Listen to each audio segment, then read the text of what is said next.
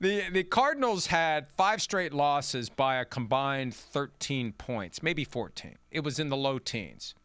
The last 2 weeks they have been blown out, 44-22 and 41-22. After they beat the Cowboys in that Monday night game a couple of weeks ago, we felt like they're turning the corner. It's been bad the past couple of weeks. And I did a broad look on Sunday morning at all the jobs where it just makes sense to pay attention. And it always makes me uncomfortable because we're talking about livelihoods and families, and there's a domino effect. The staff is fired. But the other side of it is it happens every year, 6, 7, 8 coaches. And if we're not watching now, I don't think we're doing our job. So there were like 15 different teams where we just need to see how the rest of this season goes. And it can go in a way that can cause the coach to go away. And with the Cardinals losing badly to the 49ers at home on Sunday, Jonathan Gannon, the talk has begun. The Arizona Republic had a column raising the question of whether or not owner Michael Bidwill is going to move on from Jonathan Gannon. Here's Gannon yesterday, because inevitably it came up at his press conference. Here's what he had to say about the possibility that he's currently on the hot seat. Yeah, not a controllable for me. I didn't hire myself. I'm not going to fire myself. So seriously, no, I know it comes up. That's the business we're in. If you don't want to be in that business, we laugh, we joke, go work somewhere else. I'm going to control the controllables for myself. I come to work and do the best job that I can and try to get our team in position to win a game. But, it's not a joke. It's a reality. It's Hyman Roth to Michael Corleone and Godfather 2. This is the business we've chosen. And every head coach who is ever hired by an NFL team is assuming a very high risk that at some point he will be fired. Very rarely does a coach walk away on his own terms, and sometimes when the coach does, that's just window dressing for what's really going on behind the scenes. Bill Belichick got fired. I mean, the guy that won 6 Super Bowls for New England eventually got fired. If you hang around long enough, you are going to get fired. The question is it going to come early? Is it going to come late? And the Cardinals have never had a head coach longer than 6 years. So Jonathan Gannon's in year. Think about it. They've been around over 100 years, and they've never had a head coach for longer than 6 years. This is year 3. He may not get year 4 the way things are going, Devin. Yeah, and it's unfortunate. I really like John Gannon. His first year down, I went and I spoke to their rookies about being a rookie, about social justice things. And he came downstairs and he pulled me and he said, come talk to me. We went into his office for about an hour, talk about my time in New England, some of the core principles we had. And I've always thought highly of him. My brother was with him in Tennessee when he was quality control guy in Tennessee. And he talked about how he was just a hard worker, a good dude, and how cool it was to see him go through that process to now becoming a head coach.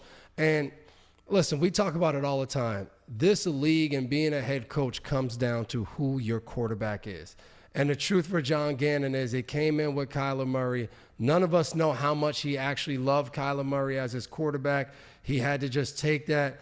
They've felt like they've moved on past Kyler Murray. They've gone with Jacoby Brissett, who set a record for most completions in a game with 48 completions last week. They just happened to get blown out. So they still haven't had a chance to pick their guy.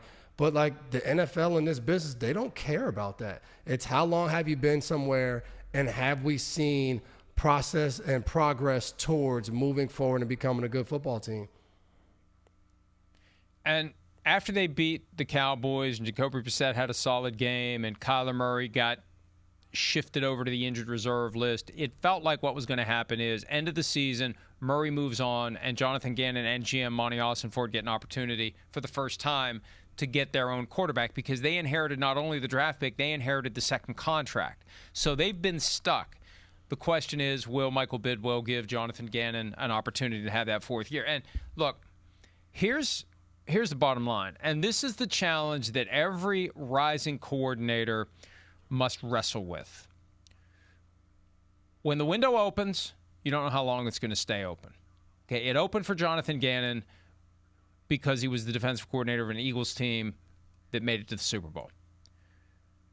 But you can't go through the wrong window. And you got to be very careful when you pick your window.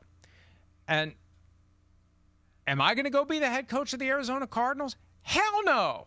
Sorry, all due respect to Michael Bidwell, but they got a revolving door that never needs WD-40. I am not going to be the next guy who spins through a dysfunctional organization and out I go. I'm going to wait for a better spot. The problem is the good jobs don't come open. I mean, Tony Dungy had the greatest fortune as it relates to coaches having everything line up just right. He got fired when he shouldn't have been fired by the Buccaneers. And it just so happened that the Colts were bad enough in 2001 with a franchise quarterback that Jim Mora, the elder, got fired, and boom. I mean, not many guys are walking into a spot with Peyton Manning, and that's the problem. And bad teams stay bad. And one of these teams needs to just weather the storm. And It's easier said than done because the fans want something, and the owner, I want it now. All the other kids have it. I want it now. But there's a reason bad teams stay bad because that cycle just continues, Devin. They keep firing guys without waiting long enough to see if they can turn the corner. What was a year? How many years had Dan Campbell been in Detroit when it was like that make or break and they decided to stay with him? Was that only like 2 years that he was in Detroit? Second year. At the bye week, they were horrible. Sheila Ford Hamp gave him the vote of confidence, which felt like the dreaded vote of confidence. But that's when it started to turn. And then they capped that season by going into Green Bay and beating the Packers and keeping them out of the playoffs. Aaron Rodgers' last game as a Packer. And that lit the fuse for what happened in 2023. That's how quickly it turned. But, yeah, Campbell's initial run in Detroit was as bad as all the other coaches in recent years have experienced in Detroit. But they finally settled in. And, hey, who knows what would have happened if they hadn't turned it around late in the 2022 season. 22? It was 22. Yeah.